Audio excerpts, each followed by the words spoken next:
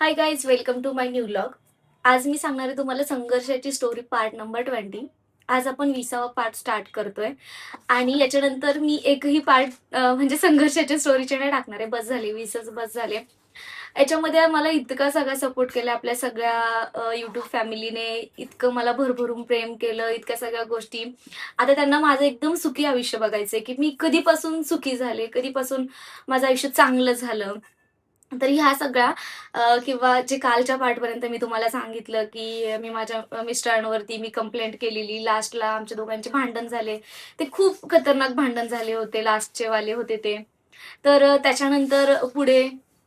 त्याच्यानंतर पुढे मी काय कसं केलं सगळ्या गोष्टी आज मी तुम्हाला सांगणार. तर मी कालच्या पार्टपर्यंत तुम्हाला सांगितलेलं, लास्ट कंप्लेंट करून आल्यावरती मी प्रतीक्षाकडं म्हणजे माझे जे कपडे होते, प्रिन्सचे जे कपडे होते त्या कपड्यांवरती आणि माझी फक्त ऑफिसची पर्स आणि ऑफिसचा फोन तिकडच्या घरी राहिला होता. तो घेऊन मी इकडच्या घरी आली, प्रतीक्षाच्या घरी. आणि तेव्हा प्रतीक्षाला मी प्रॉमिस केलं, की इथून पुढे काही होऊ दे, मी कधीही त्यांच्याकडे जाणार नाही. तर तिने मला त्या याच्यावरती, की "हां, थांब तू म्हणजे राहा इथे" वगैरे. तर त्या बेसवर तिने मला इथं घेतलं. पण त्याच्यानंतर म्हणजे मी इथं राहिली. मी त्याच्यानंतर कधीच तिकडे गेली नाही. ते लोकं मला कंटिन्युअसली कॉल करायचे, "तू कंप्लेंट केली आहे, ती मागे घे. परत नाही असं होणार, हे नाही होणार, ते नाही होणार." जास्त काही त्याची फॅमिली इन्क्लूड होत नव्हती. पण जे काही 2-4 लोक होते ते मला कंटिन्यू कोऑर्डिनेट करत होते. पण मी फायनली डिसिजन घेतला होता, की ती कंप्लेंट मी मागे घेणार नाही. कारण की जो त्रास झालाय तो कशापेक्षाच कमी नाही आणि त्या लोकांवरती तो बितलेला नाही, म्हणून ते कदाचित मला एवढे रिक्वेस्ट करताय. मला माहित नव्हतं त्या रिक्वेस्ट मागचं कारण काय, म्हणजे मला अजूनही माहित नाहीये. असं काही नाही. पण ऑब्व्हियसली त्यांचा माणूस आहे. कुठल्याही व्यक्तींना आपला माणूस प्रियच वाटतो. तसंच काहीतरी त्यांच्या बाबत असेल. तर त्या सगळ्या गोष्टी झाल्या आणि तेव्हापासून मी प्रतीक्षाकडे इथे राहायला लागली. मी तुम्हाला बोलली मी जॉब करत होती. माझा प्रिन्स डे केअरला जात होता. सगळ्या गोष्टी. तर तेव्हा मला काही एवढी सॅलरी पण नव्हती. मी डिसिजन घेतलेला काहीही होऊ दे. अगदी उद्या जाऊन अशी वेळ जरी आली ना, मला भीक मागून जरी जगायची वेळ आली ना, तरी मी जगेल. पण मी त्या लोकांकडे जाणार नाही किंवा त्यांच्याकडे जाणार नाही. माझी सासूबाई मला कंटिन्युअसली कॉल करायची, की "तू समजून घे, थोडं अंडरस्टँडिंग हो. तुला त्याच्याकडे नाही राहायचं, माझ्याकडे राहा. मी तुला सांभाळते, त्याच्यासोबत नको राहू." पण तुम्ही एक विचार करा, असं कोण असतं का? ठीक आहे, माझी सासूबाई खूप चांगली आहे किंवा त्या मला खूप चांगल्या सांभाळतात. माझा नवरा माझ्याशी वाईट वागतोय. मग आपण काय नवऱ्याला सोडून द्यायचं आणि सासूबाईकडे राहायचं? हा कुठला न्याय आहे ना? मी त्यांना बोलली, "बघा, माझा नवरा चांगला आहे, तर माझ्यासाठी सगळी दुनिया चांगली आहे. जर माझा नवराच चांगला नसेल, तिथं सगळं खानदान चांगलं असेल, तरी मी त्याचं काय करणार आहे? मला तर घेणं-देणं कोणाशी? शेवटी माझ्या नवऱ्याशीच आहे ना. तर तोच व्यक्ती माझ्या आयुष्यात चांगला नसेल, तर मी काय करणार आहे?" तर असं सगळं डिसिजन मी फायनल म्हणजे लास्ट मोमेंटपर्यंत आणि मग त्याच्यानंतर मी कंप्लेंट, मी कोर्टात केस दाखल केली. मी सगळ्या गोष्टी केल्या. म्हणजे कोर्टात लढायला डिव्होर्ससाठी मी अप्लाय केलं.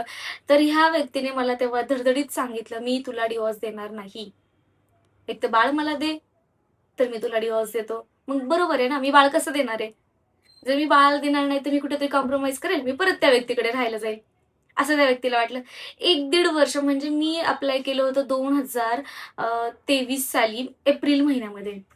23, 24, 25 नाही 22 साली केलं होतं सॉरी. 22, 23, 24 आणि 25ला जुलै महिन्यामध्ये माझा डिव्होर्स झाला. एवढी 3-3.5 वर्ष फक्त मी एकटी कोर्टात जा, कोर्टाच्या डेटला जा, सगळ्या गोष्टी ॲडजस्ट कर, सगळं म्हणजे हा सगळा जो फेज होता ना, हा जो माझा डिव्होर्सपर्यंतचा, हा मी एकटीच करत होती. पण मी इथे राहायला लागल्यावरती त्या व्यक्तीने इतका खतरनाक लेव्हलचा पण त्रास द्यायला कमी नाही केलं. म्हणजे त्यांच्या दारात मी राहत नव्हती. त्या व्यक्तीचा मला ₹1 माहीत नाही. त्या व्यक्तीचे कपडे माहीत नाही. कारण त्या रात्री मी जशी आले होते ना, त्या दिवसापासून मी प्रतीक्षाने यांचेच कपडे घालायची. मी कधीच त्या घरात प्रिन्सचे सुद्धा मी कपडे आणले नाही. मी प्रिन्सला 30-40 ते बाजारात कपडे भेटतात ना, मी तसले कपडे घेऊन आले आणि प्रिन्सला मी स्टार्ट केलं वापरायला. मी त्या घरात जाऊन कपडे आणायची एकदा पण हिंमत केली नाही. माझ्यात हिंमतच नव्हती. तो माणूस आज मारेल की उद्या मारेल. हा माणूस जगू देईल किंवा गेलं तर मला रिटर्न जिवंत पण येऊन देईल का? म्हणून मी त्या घरात जायची हिंमतच केली नाही. तेव्हापासून मी काहीच त्या घरातून घेऊन आले नव्हते. काही म्हणजे काहीच घेऊन आले नव्हते. सगळं प्रतीक्षाने ह्यांच्या इथे येऊन मी सगळ्या गोष्टी ॲडजस्ट केलेल्या. आणि सगळ्या गोष्टी इथे मी येऊन म्हणजे प्रतीक्षाने पण मला हेल्प करायच्या. नेहा खूप कपडे घ्यायची बरं का त्याला. नेहमी इकडे-तिकडे गेली का लहान-लहान मुलांचे छोटे-छोटे छान-छान कपडे घेऊन ये. असं म्हणजे इथे माझ्या सगळ्या गोष्टी एकदम व्यवस्थित चालू होत्या. पण त्या व्यक्तीला माझं सुख बघवत नव्हतं. तो मला इथे यायचा, आमच्या बिल्डिंगच्या खाली यायचा रात्री 12-1 वाजता ड्रिंक करून येणार, घाण-घाण शिव्या देणार, आमच्या दारात येणार, दारावरती लाथा टाकणार. म्हणजे इतकं ना मोठ्या-मोठ्याने शिव्या देणार, इतक्या घाण पद्धतीच्या शिव्या देणार. प्रिन्स इतका छोटा, त्याला म्हणजे प्रिन्सला सगळ्या गोष्टी इतक्या प्रॉपरली आठवतात. तर त्याच्या बापाचं एकदा पण नाव घेत नाही, की हा माझा बाप आहे किंवा हा व्यक्ती माझा कोणीतरी जवळचा आहे आणि त्या लोकांना असं वाटतं मी त्याला शिकवतीये. तो इतका छोटा नाही, की त्याला काही गोष्टी कळत नाही किंवा त्याने ज्या गोष्टी बघितल्या त्या चांगल्या आहेत की वाईट आहे ह्या त्याला कळत नाही. आणि प्रिन्स तर कसं हे तुम्हाला पण चांगलं माहिती आहे. तर त्या लोकांना असं वाटतं, की आता पण मी हेच सगळं त्यांना शिकवते म्हणजे प्रिन्सला शिकवते. मला काय शिकवायची गरज आहे? तो स्वतः इतका आहे सगळ्या गोष्टी अंडरस्टँडिंग, की त्याला सगळं कळतं, सगळ्या गोष्टी कळतात त्याला प्रॉपरली. म्हणजे त्या व्यक्तीने आम्हाला एक पण मोमेंट सोडलेला नाहीये त्रास द्यायचा. म्हणजे मला म्हणणार, "तू तुझ्या बहिणीच्या जीवावरती उड्या मारती, तुझ्या बहिणी तुला सपोर्टला आहे, हे आहे, ते आहे, तुला हा सांभाळतो, तुला तोच सांभाळतो." आणि पहिली गोष्ट ना म्हणजे आधी पण, नंतर पण, जेव्हा पण काहीही भांडण होते, चूक त्याची असू दे, चूक माझी असू दे. पहिलं सगळं खापर फोडणं माझ्या चारित्र्यावरती येऊन. म्हणजे मला ही गोष्ट आजपर्यंत एकदाही कळाली नाही. म्हणजे त्याचं असं म्हणणं, की मला बाहेर अफेअर करायचेत. मी लग्नाआधी पण भरपूर अफेअर करू शकत होते. मला ते तेव्हाही कारण की ना माझे आई-वडील लहानपणापासून नव्हते. मी कुठल्याही पोरासोबत फिरले असते तर त्यांना असं ठीक आहे लोकांनी मला नावं ठेवले असते. पण ते नावं ठेवून त्यांना वाईट वाटण्यासारखं ते पण नव्हते. जी पण डांगडिंग करायची असती ती मी आधी केली असती. इतका खराब लेव्हलचा त्रास देऊन पण मी याच्यासोबतच राहण्याचा लास्टपर्यंत ट्राय केला. किंवा आम्हाला वाटायचं याला दुसरं बाहेरचं काय झालंय का? ह्या देवाकडे जा, त्या देवाकडे जा, याची दारू सोडवायला इकडे जा, तिकडे जा. इतकं सगळं मी ट्राय केलं. त्याच्या नातेवाईकांना सांगा आपण इकडे जाऊयात, तिकडे जाऊयात किंवा ते लोकं मला सांगायचे इकडे असं आहे, तिकडे असं आहे, आपण जाऊ. मग मला इतकंच मला जर त्याच्यासोबत संसारच करायचा नव्हता, तर मी 6 महिने 6 वर्ष पण राहिली नसती किंवा मी 5 वर्ष पण त्याच्यासोबत राहिली नसती. मी एक मुलगा पण होऊन दिला नसता.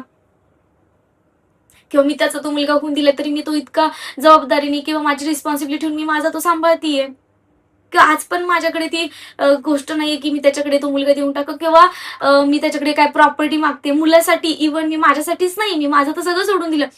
पण मी प्रिन्सचा सुद्धा हक्क सोड केलाय सगळ्या गोष्टींमधून.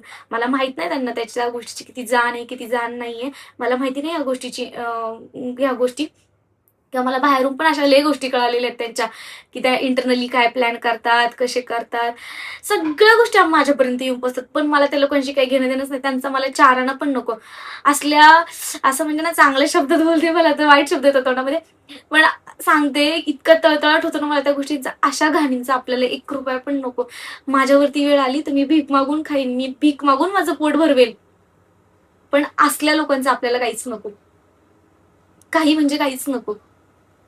मी जर प्रिन्सचा पण हक्क सोड केलाय ना सगळ्या गोष्टींमधून, तर मला त्या व्यक्तीचं काहीच नकोय. मला माझं जे आयुष्य ते मला चांगलं पाहिजे होतं. म्हणजे मी 2 टाईम खाईल, व्यवस्थित राहीन, जगन.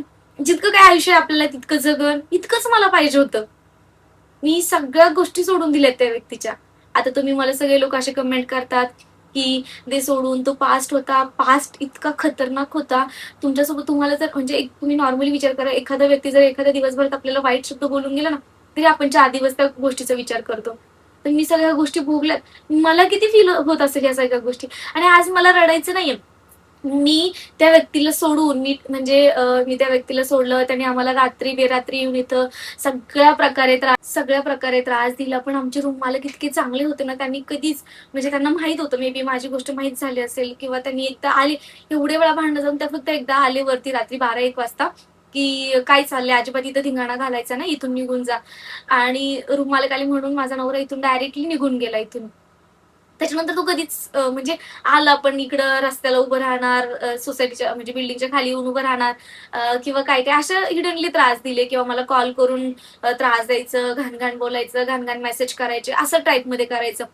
पण त्याला वाटायचं की मी एक दिवस तरी रिटर्न येईल, मी एक दिवस तरी माघार घेईन, हिला कोण आहे, हिच्या बहिणी आज आहे, उद्या लग्न करून जातील, ही एकटीच राहणार आहे किंवा हे असं मला कॉल करून पण बोललं गेलंय, की "तू तुझ्या बहिणीच्या जीवावरती उड्या मारती ना, तुझी बहीण एवढी मोठी रील स्टार झाली ना, मग ती तुला पैसे देत असेल, ती तुला सांभाळत असेल, तू एवढं कोर्ट कचऱ्या लढतीये, तुझ्या बहिणी तुला सपोर्ट करत असतील." तर मला हा हा पण एक टॉपिक सांगायचा आहे. मी एवढ्या सगळ्या याच्यामधून चालले होते ना, मला माझ्या बहिणींनी ₹1 पण हेल्प केलेली नाहीये. ही रिॲलिटी आहे. मी लहानपणापासून त्यांना सांभाळलं, पण जेव्हा त्या कमवायला लागल्या, मी त्यांचा ₹1 पण माझ्यासाठी वापरलेला नाहीये. काल पण एका ताईंनी मला कमेंट केली होती. पण याच्या रिगार्डिंग मी एक नंतर सेपरेट व्लॉग बनवणार आहे, की तुम्हाला वाटत असेल प्रतीक्षा एवढं हे मग ती तुला हेल्प मी स्वतः मी 10, 15, ₹20,000 पगाराने काम करायची. जेव्हा मला पैसे कमी पडायचे तेव्हा मी उधार घ्यायचे या लोकांकडून, पण मी 1-1 रुपया रिटर्न दिलेला आहे. मी आज मला आठवत नाही आजपर्यंत मी प्रतीक्षाचं असेल, नेहाचं असेल, कोणाचंही असेल, मी 1 रुपया पण घेतलाय आणि मी दिला नाही. मी 2 रुपये जास्त देईन, पण मी त्या लोकांचे कधीच पैसे माझ्याकडे ठेवलेले नाहीये. तर त्या लोकांना म्हणजे आज पण असं वाटतं, की तिची बहीण हिला पुरवते एवढं कोर्ट कचऱ्या, पण माझ्या कोर्टातला 1-1 रुपया मी माझा वेस्ट केलेला आहे किंवा मी माझे पैसे तिथे दिलेले आहे. प्रिन्सला जेव्हापासून मी तुम्हाला बोलली 2022 एप्रिलमध्ये मी जेव्हा कोर्ट कचेरी स्टार्ट केले, तेव्हापासून प्रिन्सला त्या लोकांचा 4 आणा पण माहिती नाहीये. प्रिन्स असेल, मी असेल, आणि सगळ्यात महत्त्वाची गोष्ट म्हणजे त्या व्यक्तीकडे जेव्हा मी राहायची ना, तर तो व्यक्ती कंटिन्यू म्हणजे जा ही गोष्ट उधार घेऊन ये, हा याला पैसे नाही माझ्याकडे, मी बघन महिन्याने देईन, आठवड्याने देईन, असं करणाऱ्या व्यक्तीच्या पासून मी आल्याच्या नंतर म्हणजे मला आठवत नाही की मी कुठल्या दुकानातून माझ्या पोरासाठी मी दूध उधार आणलेलं आहे, मी डायपर उधार आणलेले आहेत, मला आठवत नाही. म्हणजे इतकं व्यवस्थित, म्हणजे मी कमी पैसे कमवत होते, पण त्याचं जे शेड्यूल होतं, ना मला दारू प्यायचं व्यसन, ना मला ते तंबाखू, सिगरेट बिगरेट ते तसलं काय व्यसन. पैसे तुम्ही 1 रुपया पण कमवत असू द्या, पण त्याचं शेड्यूल तुमच्याकडे प्रॉपर असेल ना, तर तुमचं 1 रुपया पण लाखासारखे कामं करतो. सांगायचं तात्पर्य हेच आहे की तुम्ही पैसे किती येत आहेत किंवा पैसे कमी येत आहेत, ठीक आहे. कधी कधी बघा कोटी रुपये कमवणारा व्यक्तीवरती पण उधारी असतात किंवा त्याला ते पैसे पण शॉर्ट पडतात, कारण की त्यांच्या उलाढाली तशा असतात. 10,000 कमावणाऱ्याच्या पण उलाढाली तेवढ्याच प्रमाणात असतात. त्याला माहिती आहे मला महिन्याला 10,000 रुपये येणार आहे, तर मी का त्याचे जास्त पैसे वेस्ट करायचे, किंवा माझे 10 रुपये मी कुठे वेस्ट करू, माझे 5 रुपये मी कुठे लावू, माझे 50 रुपये मी कुठे लावू. ह्याचं तर शेड्यूल लावत असतो प्रत्येक गोष्टींचं. आणि आज मी माझ्या मुलाला इतक्या चांगल्या शाळेमध्ये शिकवतीये, सगळ्या त्याला व्यवस्थित सगळ्या गोष्टी, म्हणजे बघा ज्या गोष्टी माझ्यासाठी झाल्या नाही किंवा ज्या गोष्टी मला माझ्या नवऱ्याकडून पण कमी पडल्या, माझ्या आधी माझ्या एज्युकेशन लाईफमध्ये पण कमी पडलं, ते मी माझ्या मुलासाठी कुठेच कमी करत नाही त्या गोष्टींचं. मी त्याला इतकं प्रॉपरली, इतकं म्हणजे ना, हा माझा चांगला फेस चालू झाला. मला तुम्हाला हे सांगायचंय. मी ज्या दिवशी माझ्या नवऱ्याला सोडलं, थोडे 4, 5, 6, 1 वर्ष, 2 वर्ष त्याने मला खूप पिडणली, त्रास दिला गेला. पण तरी मी सुखात जगत होती. एकदम छान लाईफ जगत होती. म्हणजे मला त्या व्यक्तीचं काहीच एक घेणं-देणं नव्हतं. कुठल्याच गोष्टीचं मी त्याला इन्क्लूड करत नव्हती. आणि तेव्हापासून मी माझ्या आयुष्याचे चांगले दिवस जगायला लागले. एकदम चांगले, म्हणजे मी ते तुम्हाला एक्सप्लेन पण करू शकत नाही शब्दात. माझ्या चेहऱ्यावरून तुम्ही ते लक्षात घ्या.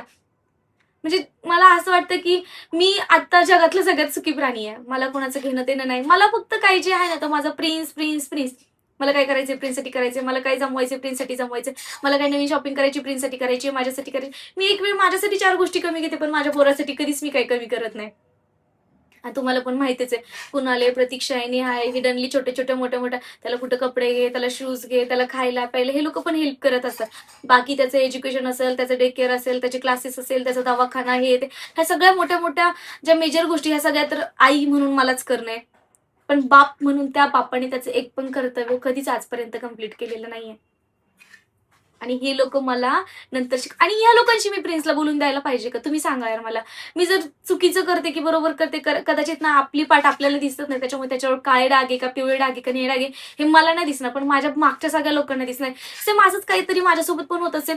मी जो डिसिजन घेतलाय किंवा मी जो प्रिन्सला त्या लोकांसोबत बोलून देत नाही, त्या लोकांशी कुठला कॉन्टॅक्ट ठेवून देत नाही, हे माझं बरोबर डिसिजन आहे का चुकीचं डिसिजन आहे, हे तुम्ही पण मला एकदा कमेंटमध्ये मला नक्की सांगा.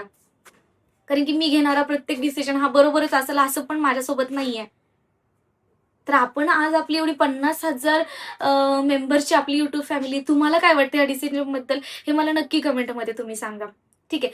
तर त्याच्यानंतर मी 6 महिन्यांनी मी माझ्यासाठी एक 2 व्हीलर घेतली. त्याच्यानंतर मी सगळ्या गोष्टी चांगल्या केल्या. म्हणजे मी त्यांच्याकडे राहायची त्यावेळेस मी विचार करायची, मी माझ्या घरामध्ये कपाट घेऊ का? माझ्या घरामध्ये मी वॉशिंग मशीन घेऊ का? माझ्या घरामध्ये मी कूलर घेऊ का? हे घेऊ का? कारण की इतकी लो क्वालिटी, म्हणजे लो मेंटॅलिटीचा तो पर्सन होता ना. सपोज आपण फोन जरी घेतला ना आणि भांडण झालं ना नॉर्मली, जरी डायरेक्ट फोन घ्यायचा आणि फेकून टाकायचा, डायरेक्ट आपटून टाकायचा. अशी प्रत्येक गोष्ट तोडून, घरामध्ये ना एक पण गोष्ट अशी चांगली नव्हती हा. मला आठवतच नाही. किंवा असे भांडण झाले ना, डायरेक्ट, मी लेडीज आहे, तुम्ही विचार करा कुठल्याही लेडीज सोबत भांडण होऊ दे, किती भांडण झालं, तुम्ही त्या व्यक्तीचे असे कपडे धरून फाडणार आहे का? त्या व्यक्तीने ही गोष्ट केली आहे. त्याने इतक्या ना, लिटरली एकदा तर म्हणजे इतके घाण लेवल, ती गोष्ट अशी सांगण्यासारखी पण नाही, इतक्या घाण लेवल, म्हणजे तुम्ही शब्दात माझ्या किंवा मला काय सांगायचं ना, तुम्ही तुमचं फील करा, इतक्या घाण लेवलपर्यंत तो व्यक्ती वागलेला आहे. पण त्या व्यक्तीला सोडल्यानंतर माझे सगळे दिवस इतके छान गेले. आज जे पण घरामध्ये माझ्या, म्हणजे हे बघा, हे काय माझं टेम्पररी घर आहे, माझं रेंटल रूम आहे हा. जेव्हा मी कधी नवीन उद्या घर घेईल, पण मी आज माझ्या गावाला पण घर बांधलंय. माझ्या बहिणींसाठी, सगळ्यांसाठी मी माझ्या आज कुटुंबामध्ये किंवा पण या सगळ्या डिव्होर्सच्या याच्यामध्ये ना मला म्हणजे ना एक तर भांडण झालेलं, तर तेव्हा मी माझ्या दादाला फोन केलेला, की दादा असं-असं आहे. माझ्या दादानी तेव्हा मला खूप सपोर्ट केलेला सगळ्या गोष्टींमध्ये. माझा विकी दादा. म्हणजे मी लग्न भले त्याला माहीत नव्हतं, त्याला विचारून केलं नव्हतं. मला वाटलं नव्हतं तो मला इतका सपोर्ट करेल सगळ्या गोष्टींमध्ये. पण त्यांनी माझ्या लास्टला म्हणजे डिव्होर्स वगैरे ह्या गोष्टींचं तर काही हे नव्हतं. कारण की बघा फायनान्शियली गोष्ट आली तर आपण स्वतःच त्यासाठी केपेबल असलं पाहिजे. पण बाकीच्या निदान मेंटली आपण एखाद्याला हेल्प करतो ना, तर तसं माझ्या दादानी, की "तू काही टेन्शन घेऊ नको. काय झालं तर आपण बघू. तू जा, केस कर. तू कोर्टामध्ये असं अपील कर, हे कर, ते कर, ह्या गोष्टी कर." ह्या सगळ्या गोष्टी मला दादानी सांगितलेल्या. आणि म्हणजे त्या व्यक्तीने माझ्या मामांना फोन केलेला, माझ्या आत्यांना फोन केलेला, माझ्या दादाला फोन केलेला, माझ्या अजून नातेवाईकांना फोन केलेला. अ, असं नाही का प्रतिमा अशी वागती, तशी वागती, हे करती, ते करती, तिला तोंड मारायची सवय लागली, मी जॉब करू नको म्हणतोय तरी करती. इतका घाण शब्द शब्दामध्ये माझ्या नातेवाईकांना, आणि माझ्या नातेवाईकांना मी चांगली माहिती आहे. मी लहानपणापासून त्या नातेवाईकांनी मला बघितलेले. मी काय डांगडिंग केली आधी, नंतर काय केलीये, किंवा मी माझ्या 2 बहिणींना कसं सांभाळले. कोणी धुतलेल्या तांदळातलं नाही. ठीक आहे, प्रत्येकाची एक पास्ट असतो, एक प्रेझेंट असतो, एक फ्युचर असतो. पण त्याच्यामध्ये आपण कुठं, काय, कुठल्या पद्धतीत वागतो ही पण एक कुठेतरी गोष्ट असते ना. माझ्या नातेवाईकांना माहिती आहे मी पहिल्यापासून. ठीक आहे, मी लग्न जरी केलं होतं तर मी 2 बहिणींना सांभाळेन, मी याची कॅपॅसिटी ठेवली होती. नातेवाईकांनी तिथे ऑब्जेक्शन घेतलं नव्हतं. त्याच्यानंतर याच्यातून मी बाहेर पडली, तरी मी कोणासमोर हात पसरला नाही. त्याच्यासाठी पण माझ्या नातेवाईकांनी ऑब्जेक्शन घेतलं नाही. त्याच्यानंतर मी डिव्होर्स पण घेतला. मी माझ्या मुलाला माझ्याकडे ठेवलं. सगळ्या नातेवाईकांनी एकच प्रश्न मला केला, "तू त्याच्याकडून काही घेतलं का?" मी नाही घेतलं म्हटलं प्रिन्ससाठी काहीच त्यांच्याकडून. सगळे मला बोलले, "का सोडलं त्याला? असं एवढा त्रास दिलाय त्याने, एवढं हे केलंय, सगळ्या गोष्टी केल्या." त्याचं त्याला लत लागू दे. काय कोटी रुपये घेऊन बसलाय का? त्याला तो काय प्रेझेंटमध्ये जगतो नाही, त्याच्या नातेवाईक जर माझे व्हिडिओ बघत असेल ना, त्याच्या नातेवाईकांना पण ही गोष्ट चांगली माहीत असेल. तो आत्ता पण काय जगतोय आणि मी पण काय जगते. माझं तर सोशल मीडियावरती सगळं असतं. पण मी पण काय जगते किंवा त्या व्यक्तीकडे राहण्यापेक्षा मी आता किती छान जगतीये, हे त्याच्या नातेवाईकांना पण माहीत असेल आता. तर इतकं छान लाईफ मी त्या व्यक्तीला सोडून जगतीये. प्रत्येक गोष्टीचा आनंद घेतीये. माझ्या बहिणींसोबत, माझ्या फॅमिलीसोबत, सगळ्या फॅमिली मेंबर्सला मी अटॅच आहे. आता सध्या मी छान स्वतःचा जॉब पण म्हणजे मी एक छान जॉब पण करतीये. माझ्या पोराला इतकं, माझ्या प्रिन्सला पण मी कशी सांभाळते मला कमेंटमध्ये नक्की सांगा. काही कमी पडतंय का त्याला माझ्याकडून? किंवा त्याचे वडील आज असते तर काही जास्त केलं असतं का? हे पण मला कमेंटमध्ये नक्की सांगा. ठीक आहे, एक बापाचं प्रेम मी नाही कदाचित देऊ शकत, पण मी पुरेपूर ट्राय करते की मी त्याला सगळ्या गोष्टी देईल. सगळ्या गोष्टी देईल. ते त्याच्याकडे राहून पण भेटलं नसतं ना, ती पण गोष्ट मी त्याला देईल. ह्या सगळ्या गोष्टींचं मी ट्राय करतीये. तर मला ह्या सगळ्या गोष्टी कमेंटमध्ये नक्की सांगा. तर चलो, आजचा व्लॉग पण कसा वाटला मला कमेंटमध्ये नक्की सांगा. आणि बास आजपुरतं एवढंच, आणि आपले संघर्षाचे स्टोरीचे पार्ट संपले. उद्यापासून तुम्हाला काय वाटतं ते मला कमेंटमध्ये सांगा. त्या टॉपिकवरच मी बोलत जाईल. तर चलो, बाय बाय. कारण जॉब करून, सगळ्या गोष्टी करून मला ह्या सगळ्या गोष्टी करायच्या असतात.